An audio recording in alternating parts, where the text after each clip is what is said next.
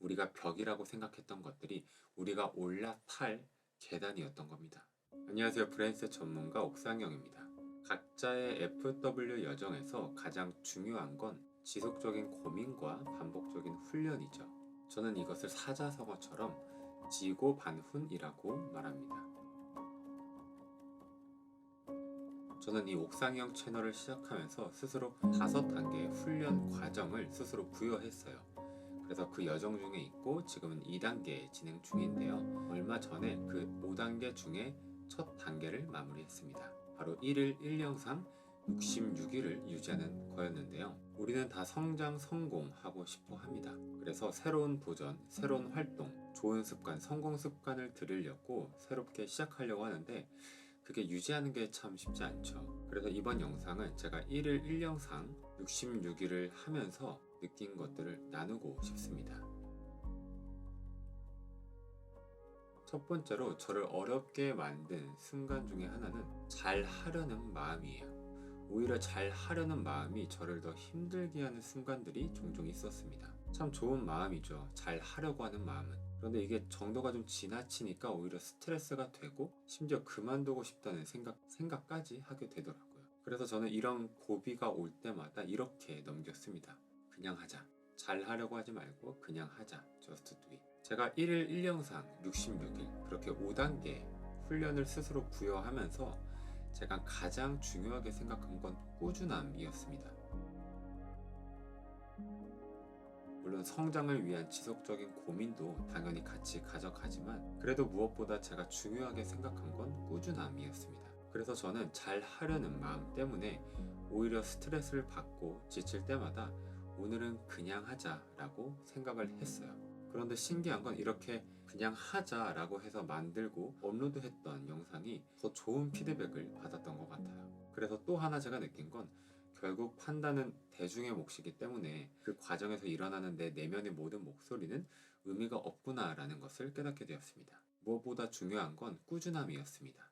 그 꾸준함과 동시에 가져가야 할 건 당연히 지속적인 고민이겠죠.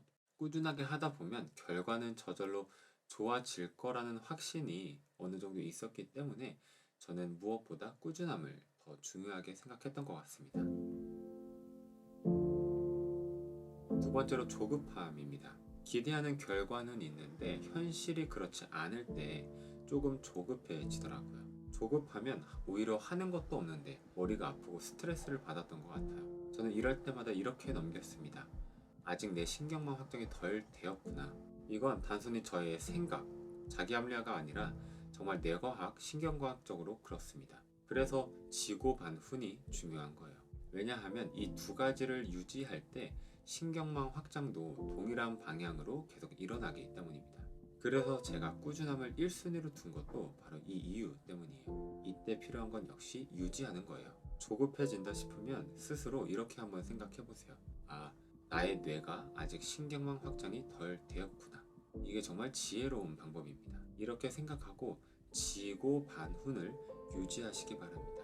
잘 하려고 하지 말고 그냥 just do it, 유지하는 겁니다.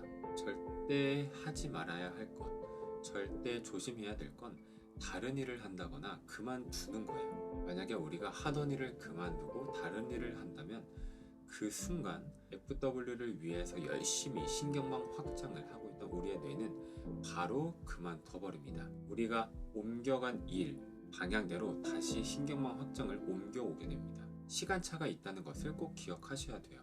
우리의 뇌가 신경망 확장을 할 수 있도록 여유를 주시기 바랍니다. 영원히 못하는 건 없어요. 단지 시간이 필요한 것 뿐입니다.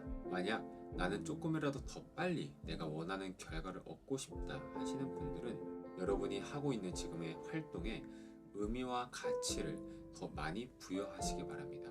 이게 뇌 신경망 확장의 촉진제 역할을 해요. 가치와 의미.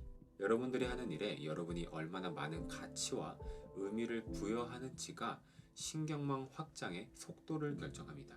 의미 없는 행동을 우리는 절대 하지 않죠. 우리가 의미 없다고 생각하는 행동만 있을 뿐입니다. 그런데 우리가 의미를 더 많이 부여할수록, 가치를 더 많이 부여할수록 우리의 뇌도 똑같이 판단을 해서 더 빠르게 확장을 해요. 그러면 우리가 원하는 기대값을 더 빠르게 얻어낼 수 있는 겁니다. 우리는 왜 조급해질까요? 우리가 기대하는 결과와 현 상태는 언제나 차이가 존재합니다. 왜냐하면 우리는 마지막 호흡까지 성장을 갈망하는 생명체이기 때문입니다. 우리는 이렇게 무한한 성장력을 갖고 있는 생명을 가진 존재입니다.